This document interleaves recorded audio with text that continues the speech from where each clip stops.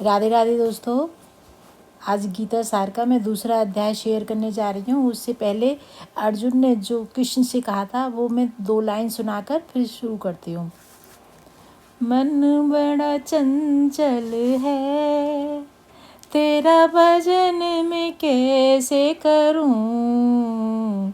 ये मन बड़ा चंचल है, तेरा भजन मैं कैसे करूं। जितना इसे समझाऊं, जितना इसे समझाऊं, उतना ही मचल जाए। जितना इसे समझाऊं। तो अर्जुन ने कृष्ण से कहा, हे श्री कृष्ण, ये मन बड़ा चंचल है, कैसे भजन में करूं आपका, कैसे मन लगाऊं। दोस्तों, अपनी ज़िंदगी के काम करते हुए जब हमें अंतिम यात्रा पार करनी है, उसके परमार्थ के लिए हमें श्री कृष्ण की गीता को पढ़ना बहुत ही ज़रूरी है। पढ़ना और सुनना, पढ़ने से ज़्यादा सुनना बहुत लाभदायक होता है, बहुत ही ज़रूरी है। अपनी गृहस्थी के काम करते हुए थोड़ा सा टाइम निकाल लें तो हमारा कुछ भी नहीं घटता और हमारी ज़िंदगी आराम से कट जाएगी। कच्ची सड़क से पक्की सड़क पर हम आ जाएंगे, ये सब करते हुए, परमार्थ का काम करते हुए और गृहस्थी का भी काम करते हुए। तो मैं दूसरा अध्याय सुनाने जा रही हूँ। तो कृष्ण ने कहा है कि तू मेरे में मन लगा ले, तू मुझको अर्पण कर, तू खाना मेरे ही निमित्त बना, तू मुझे ही याद कर, तू मुझे नमस्कार कर, तू काम जिंदगी के कर, लेकिन ध्यान में तू मुझे लगा, मन में तू मुझे लगा, मेरे लिए मन लगा दे।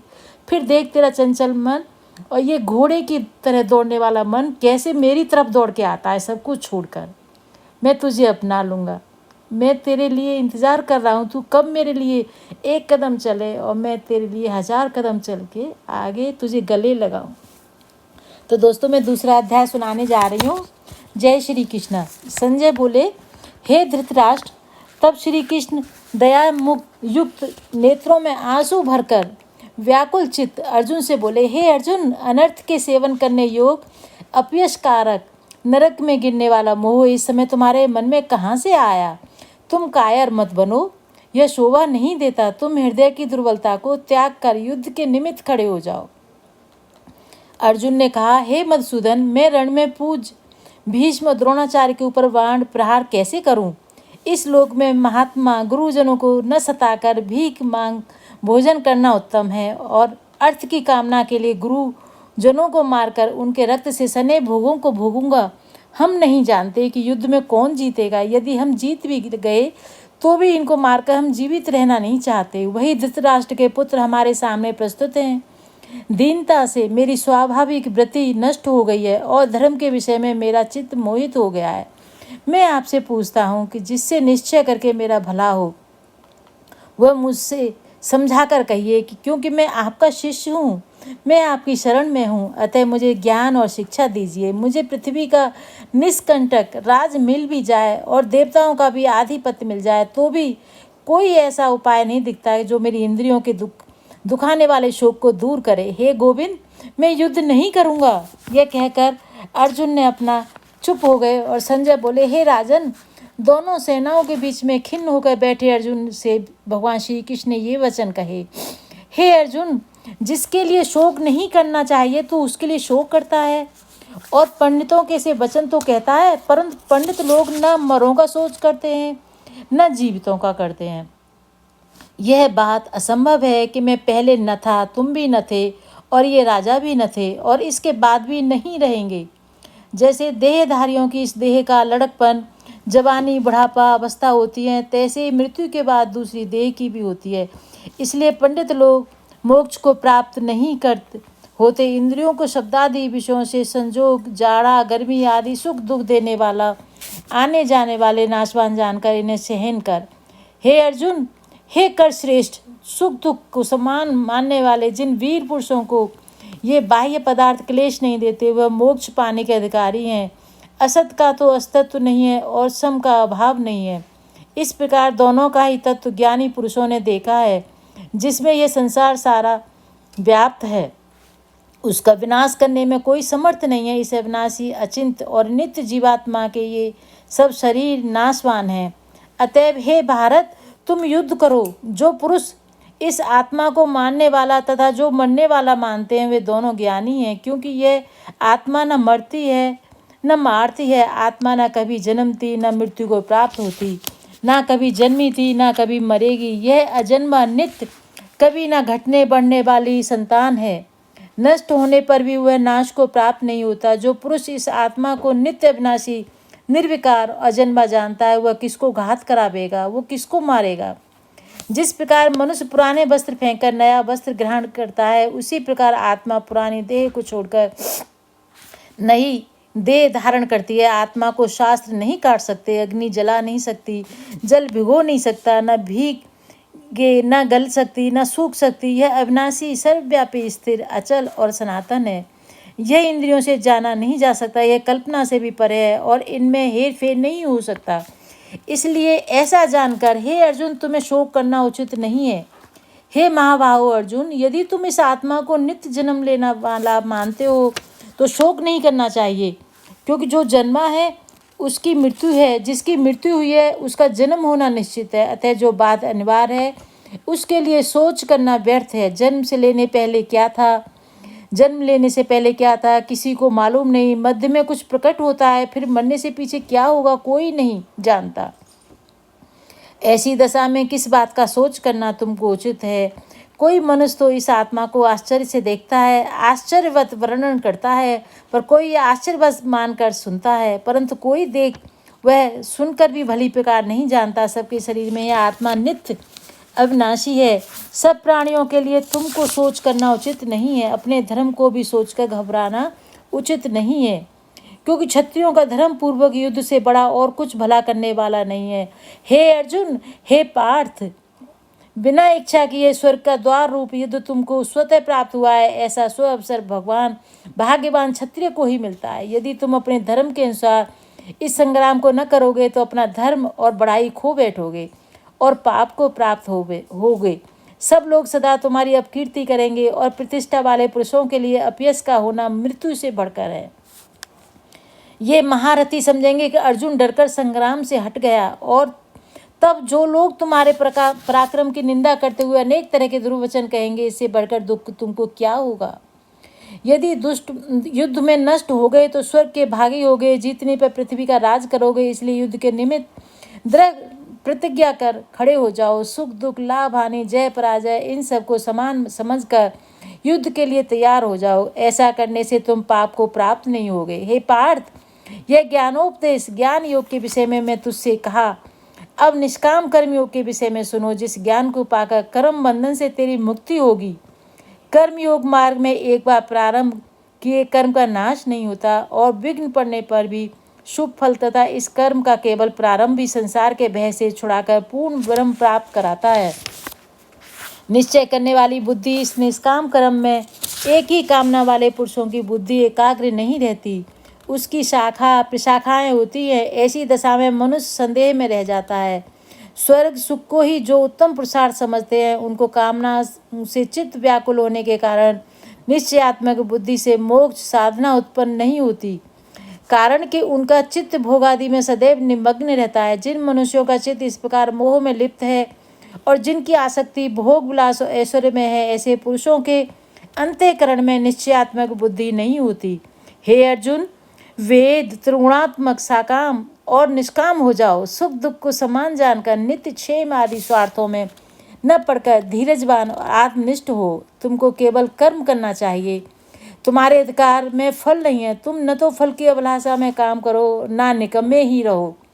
फल की आशा त्याग कर कर्म की सफलता असफलता को समान समझकर तुम योगस्थ होकर कर्म करो।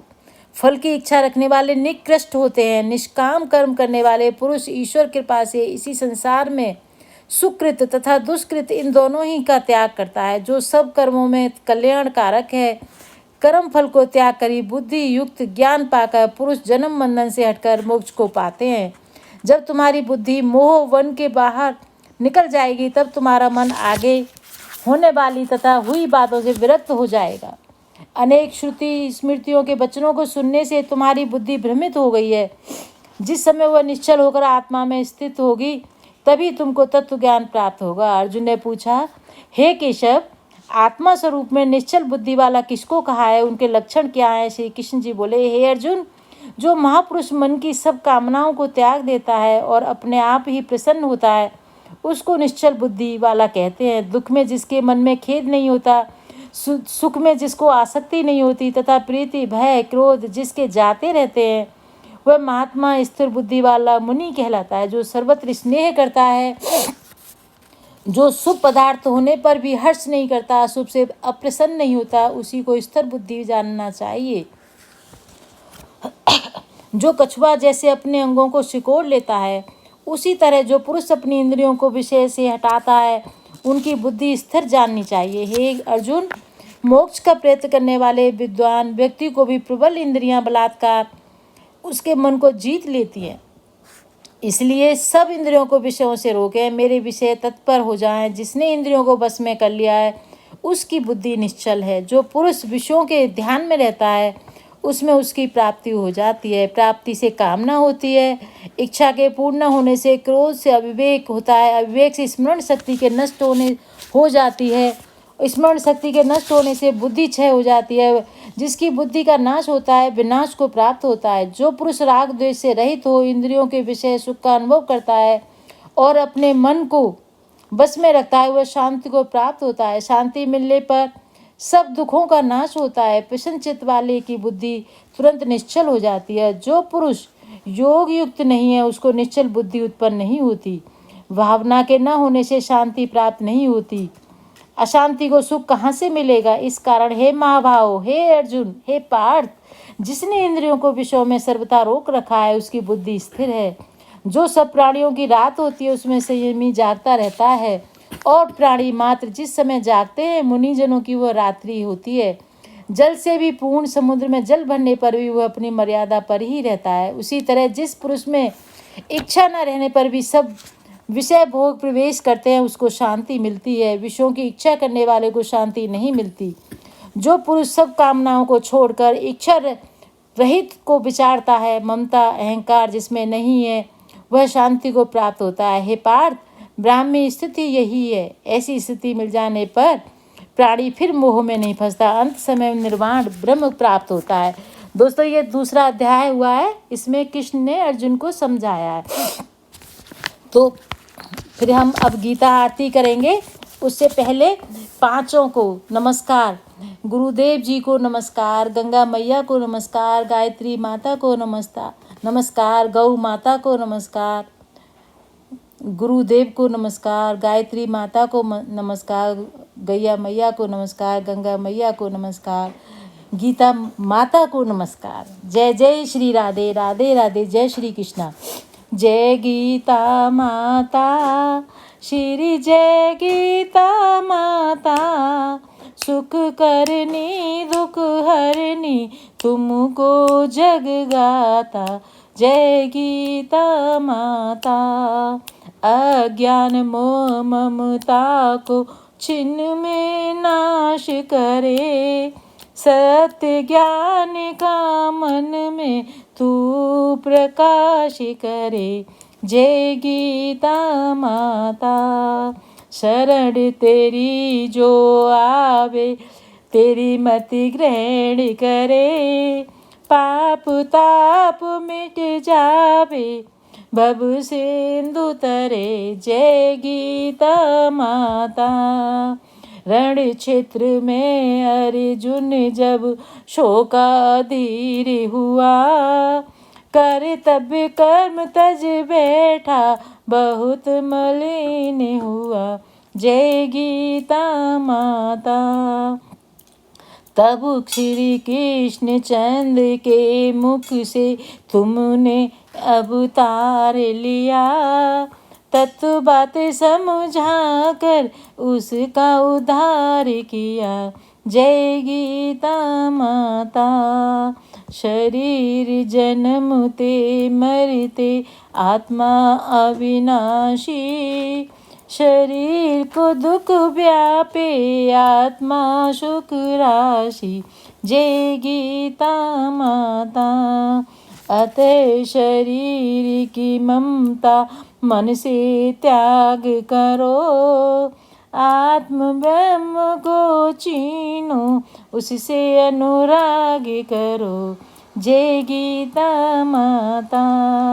निष्काम कर्म नित्य करके जग का उपकार करो, फल वांछा को त्यागो सद्व्यवहार करो। जय गीता माता। मन को वश में करके इच्छा त्याग करो, निष्काम जग में रह कर हरि से अनुराग करो। जय गीता माता। यह उपदेश तेरे जो नर मन में लाए, भगवान भवसागर से क्यों न